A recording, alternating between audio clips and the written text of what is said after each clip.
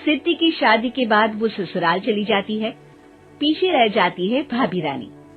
सिद्धि के ससुराल जाते ही भाभी कहती है, अरे वाह जी वाह, सारे कपड़े मेरे। हाय रे पैंट, अरे वाह वाह, मजा आ जाएगा। अरे ये सिद्धि की अलमारी के सामने खड़े होकर क्या बड़बड़ा रही है? जाकर देख मेहमानों को विदाई की मिठाई मिली कि नहीं। अब हाँ माँ जी, क्यों नहीं, लेकिन पहले कपड़े तो बदल लूं। अब रानी आ जाती है सिद्धि के उन कपड़ों में जो वो ससुराल जाने से पहले घर छोड़ जाती है। अरे रानी, कुछ दिन रुक जाती।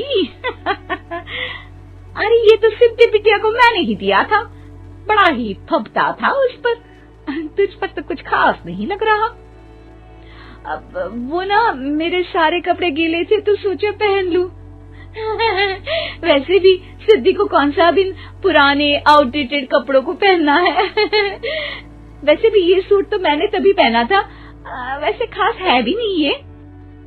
हाँ ठीक है, लेकिन ना मेरी सिद्धि पर तो जमता था।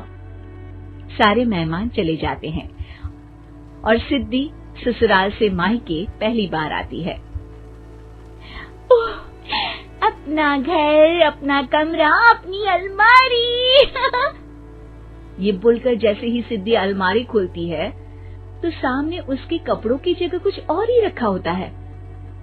माँ, ओ माँ, जरा कमरे में तो आना। सास और रानी वहाँ पहुँच जाते हैं। रानी ने पहनी होती है सिद्धि की जींस और टी शर्ट। अरे भाभी, ये क्या? ये तो मेरी बड़ी ही महंगी टी शर्ट है, इसे आपने घर में क्यों पहनी है? अरे बहुत मिलती है दीदी ये चौक की मार्केट में, 150 में। ओ भाभी प्लीज, ये एरोपोस्टल है, 2000 की एक टी शर्ट।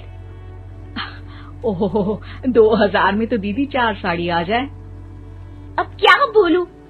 भाभी, ये मेरी अलमारी में छोटू के कपड़े, तो मेरे कपड़े कहाँ हैं? मेरी अलमारी में? अब दीदी आपको कौन से पुराने कपड़े पहनने थे? माना भाभी, लेकिन मैं जब घर आती तो यही सब पहनती ना। अरे तुम तो बड़ी कंजूस हो दीदी। खैर वक्त आता है जब सिद्धि ससुराल के लिए रवाना हो रही होती है। अरे रानी, अंदर से सिद्धि का गिफ्ट ले आ, लड़की पहली बार ससुराल से मायके आई है।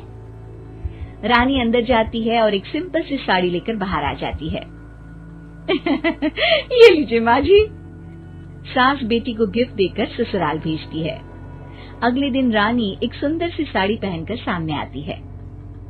अरे रानी, ये तो वो साड़ी है जो मैंने सिद्धि को देने के लिए दी थी जब वो ससुराल ले जाती, लेकिन ये तूने कैसे पहन ली? अरे माँ जी, ये साड़ी तो मुझे बहुत पहले से ही पसंद थी, लेकिन चिंता ना करिए, मैंने सिद्धि के लिए भी अच्छी सी साड़ी दी है। हाँ। तभी सिद्धि का फोन आता है। क्या माँ, कुछ अच्छा तो दिया होता ससुराल ले जाने के लिए। अरे पहले दिखा दिया होता। यूँ चमकते हुए पैकेट में नौकरानी वाली साड़ी मत दिया करो माँ। अरे बेटे, वो तेरी भाभी ने ना गलती से उससे पैकेट बदल गया। हाँ, मैं कल ही तेरे भाई के हाथ से तेरा वाला पैकेट भेज दूंगी। अरे रहने दो माँ, आई एम श्योर भाभी ने अभी वही साड़ी पहनी होगी जो तुमने मेरे लिए रखी थी। तुम तो समझ नहीं पाई उनको। खैर छोड़ो, मैं ज्यादा बोलती अच्छी नहीं लगती, रहने दो, आपको उन्हीं के साथ रहना है, फिर बात करेंगे। सास को रानी पर गुस्सा आ जाता है। वो उसके कमरे में जाती है जहाँ वो शादी का एल्बम देख रही होती है। रानी, मार्केट जाकर एक ऐसी ही साड़ी लेकर आ, कल प्रतीक जाकर सिद्धि के घर दे आएगा। अरे क्यों माँ जी, कितनी साड़ी देनी है दीदी को? यहाँ कोई सेल लगी है क्या? अरे चुप कर, मेरे बेटी के हिस्से की साड़ी खुद पहन ली, अब ज्यादा ज्ञान बांट रही है। एक दिन सिद्धि का फोन आता है। माँ, मेरी सास ने आप सबको खाने पर बुलाया है। सारे लोग सिद्धि के ससुराल पहुँचते हैं। खाना खाकर वो लोग निकल रहे होते हैं कि सिद्धि की सास सभी को गिफ्ट देती है। अरे बहन जी, बेटी के घर का खाना खा लिया, यही बहुत है जो आप ऊपर से गिफ्ट भी दे रही है। अरे बहन जी, आप भी कहाँ इन बातों पर विश्वास कर रही है। सास सभी को गिफ्ट देती है, लेकिन रानी को जो साड़ी देती है वो अजीब सी हरे रंग की लाल रंग के बड़ी छाप वाली होती है। अरे छी, ये कौन पहनेगा? सासू माँ को तो जरी वाली इतनी सुंदर, और मेरे लिए ये नौकरानी वाली। अरे भाभी, दरअसल मैं जब भी घर आती थी आप वापसी में ऐसी ही साड़ी देती थी ना, तो माँ ने सोचा कि आपको आपकी पसंद की ही साड़ी क्यों न दी जाए। बेचारी रानी, बोलती भी तो क्या। सिद्धि और सास रानी का चेहरा देखकर हंसने लगती है, तो रानी समझ जाती है कि अपने ही बिछाए जाल में वो फंस चुकी है।